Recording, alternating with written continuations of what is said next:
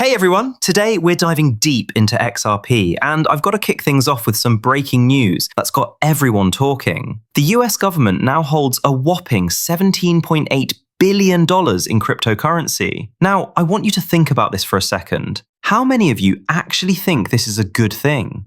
Here's my take on it, and I think you'll find this perspective pretty interesting. If the US government is holding a cryptocurrency that actually helps strengthen the US dollar, something they can use as a tool to make our dollar more powerful, well, that's one thing. I could see the logic there. But here's where it gets crazy. The idea that the US government should hold Bitcoin for like 20 years just to pay off half the national debt? That makes absolutely zero sense to me, and let me tell you why. Think about this. What happens when the next administration comes in and they're not so friendly to crypto? They could just dump all of the government's crypto holdings overnight, and boom, there goes your investment. You know, I've always looked at crypto this way. It was supposed to be your escape route from the traditional financial system. It was your way to break free from government control. So when the US government starts hoarding crypto, that's not bullish in my book. Not even close. And you know what? I think that's exactly why we're seeing a lot of these original Bitcoin holders, the real OGs, selling off their Bitcoin. They don't like the direction this is all heading. Now, let me share something that will blow your mind. Jamie Dimon, the CEO of JP Morgan, said it perfectly in just 30 seconds. And this was way back in 2015. He basically warned us that any money operating outside of government regulations was going to have serious problems. And you're wasting your time. So you think they can? When the DOJ calls someone up and says that's an illegal currency and it's against the laws of the United States of land, if you do it again, we'll put you in jail, it's over.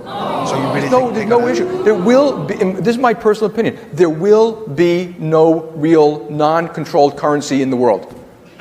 There's no government that's going to put up with it for long. It's kind of cute now. You know, a lot of the senators in Congress will say, I support Silicon Valley innovation. There will be no currency that gets around government control. You can argue with this guy all you want, but here's the thing. He was 100% right. If they can't control it, they'll just make it illegal. Simple as that. And guess what? He was spot on. And that's exactly why Ripple made a brilliant strategic decision. Instead of fighting against the banks like so many other crypto projects, Ripple decided to work with them. Smart move, right? Let's hear what Brad Garlinghouse had to say about this approach. Settlement between banks. So today, if Morgan wanted to send $10,000 to London right now, the fastest way for her to do that is to drive to Newark or JFK and fly it there.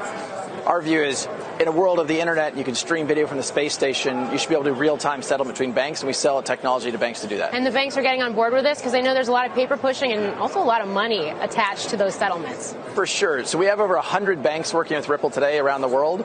I think the vast majority of banks, like 99.9% of banks, actually are paying other banks, the kind of the global money center banks like JP Morgan or Citibank, to make those settlements. So a lot of the banks are very excited about democratizing how these global payments flow. Here's what Brad was really trying to do. He wanted to eliminate companies like JP Morgan from being the middlemen. In other words, cut out all those expensive intermediaries that slow everything down. And remember, this was back when Ripple only had about 100 banks working with them. Today, we're talking over 300 banks. But here's what's really exciting. Ripple isn't just upgrading the banking system anymore. They've got a solution that makes everything faster, cheaper, and more efficient. They're not trying to destroy the system, they're making it better. And get this, Ripple isn't just a payments company anymore. They're building what I like to call a complete institutional finance powerhouse. Let me break this down for you. Ripple Prime. Think of this as prime brokerage services, but for the new digital economy. Hidden Road, another piece of their Wall Street puzzle. Metaco Bank, providing custody services under Ripple's umbrella. G Treasury, corporate treasury solutions plugged directly into Ripple's network. Bitnomial Partnership, regulated derivatives with on-chain settlement. RLUSD, Ripple's very own institutional stablecoin for settlement and collateral. And here's the kicker. They're completely aligned with ISO 2022 standards. What does that mean? It means they're speaking the exact same language as global banks worldwide. When you look at all these pieces together, it's like looking at a blueprint for the future of banking. Ripple isn't just positioning itself to be another crypto company, they're becoming a global financial institution, a massive one. Ripple has always looked like a bank to me, but today, they look like an absolute powerhouse of a bank. We're talking about a one-stop shop for everything enterprise and institutional finance could ever need. But here's something that will really get you thinking. Ripple has been on this path for way longer than most people realize. This all started back in 1988. Remember that famous magazine cover that keeps resurfacing? It's not just nostalgia, folks. It was a warning, and it was 100% accurate. The world was already ready for a global currency way back in 1988, and now we're finally seeing it come to fruition. Now, here's where things get really interesting. A lot of people thought we were heading toward a one-world currency. You know, everyone using the same money everywhere. But I think they've got it wrong. What we're actually looking at is something even more powerful, a one-world bridge currency. Picture this. XRP bridging every single country's currency all around the globe. And here's why this makes perfect sense. What does every country want right now? A level playing field. That's exactly why you're seeing countries you've probably never even heard of before creating their own stablecoins. It's brilliant when you think about it. This way, they get that level playing field they've been craving when it comes to transacting with the rest of the world. But here's the kicker. When they want to send that stablecoin from country A to, let's say, Russia, they're going to need a bridge in between. And guess what that bridge is? That's right. XRP. XRP becomes the universal translator between stablecoins, fiat currencies, gold, oil. It doesn't matter what it is. XRP bridges it all together seamlessly. The Coinbase CEO dropped some serious truth bombs recently. He said the smartest banks are leaning heavily towards stablecoins and sees this as a massive opportunity. But get this, the ones fighting it, they're going to be left behind in the dust. Let me play this for you. Well, in that case, I think that's just the banks trying to protect their profit margin. They should have to pay rewards and higher rates to their own customers.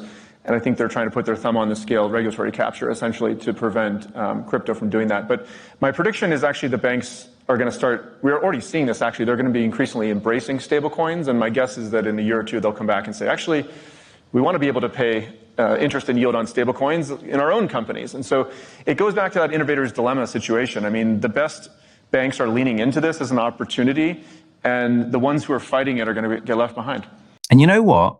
He's absolutely right. Banks either embrace this new reality, or that's it. Game over for that institution.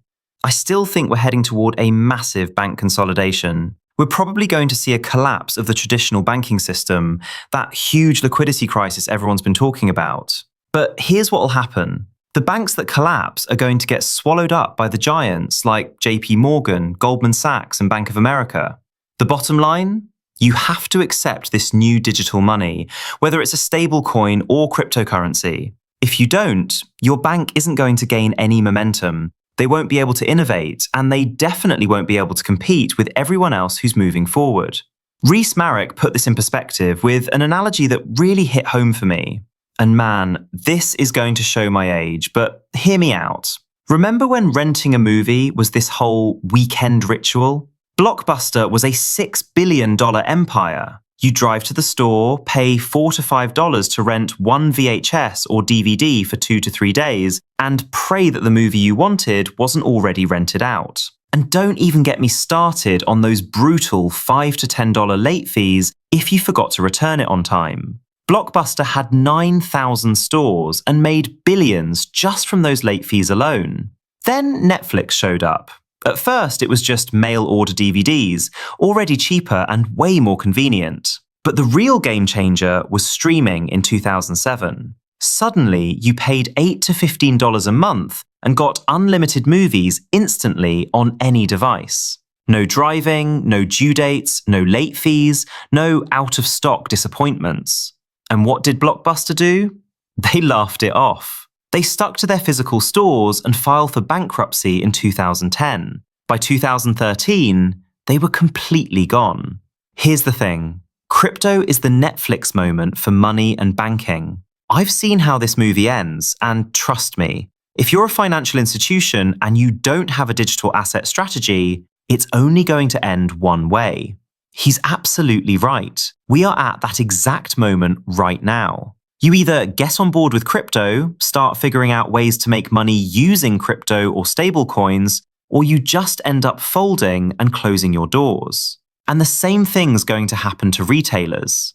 Mark my words. First, you're going to see giants like Walmart, Best Buy, Lowe's, and Home Depot really embrace crypto payments and integration. But here's the harsh reality. The smaller stores that don't embrace this technology, those stores will be folding up as well.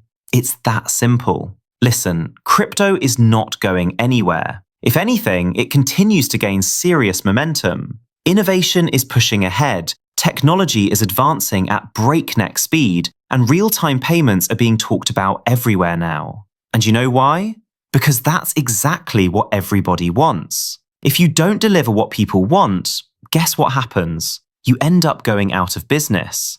It's Business 101.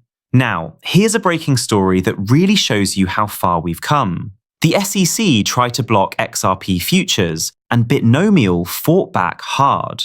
I actually forgot about this incredible chapter in XRP's history that's now resurfacing, and it hits directly at the SEC's credibility. Get this, the SEC told Binomial that XRP was an unregistered security, even after the judge ruled that XRP is not a security. Can you believe that? They tried to block XRP futures anyway, but Binomial pushed back with receipts. They laid out the facts. XRP is not a security under the Ripple ruling. The SEC has no jurisdiction over XRP futures. XRP legally can't be registered as a security because it isn't one.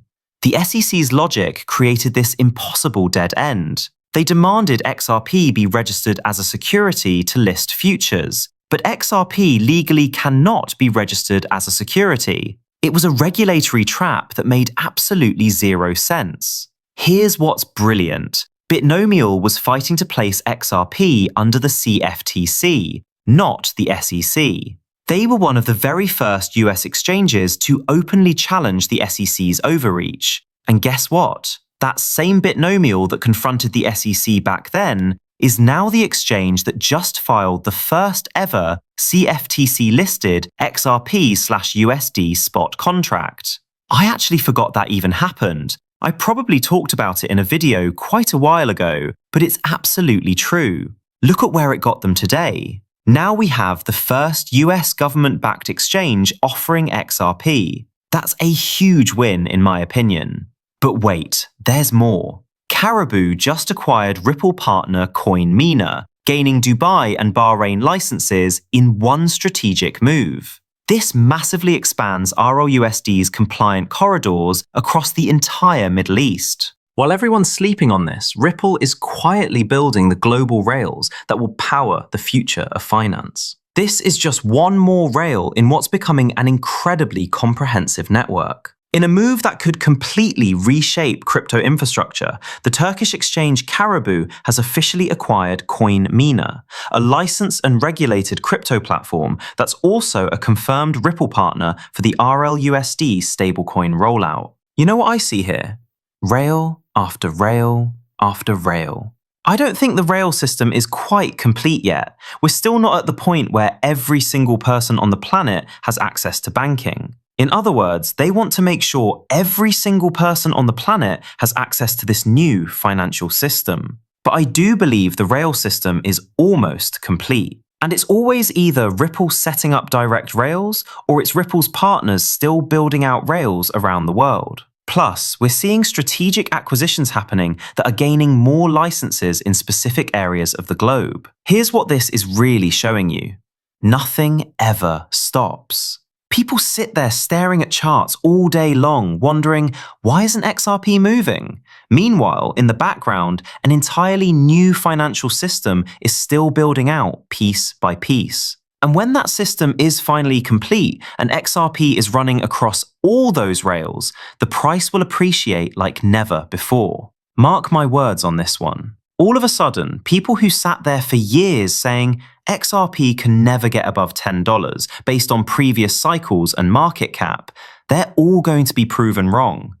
Completely wrong. And when that happens, XRP will be the #1 cryptocurrency. It's just a matter of time. The infrastructure is being built right under our noses while everyone's focused on short-term price action. When this global payment rail system goes live, we're going to see something the crypto world has never witnessed before. What's your take on Ripple's global expansion strategy? Are we closer to that tipping point than most people realize? Let me know in the comments, and don't forget to hit that subscribe button. This story is far from over.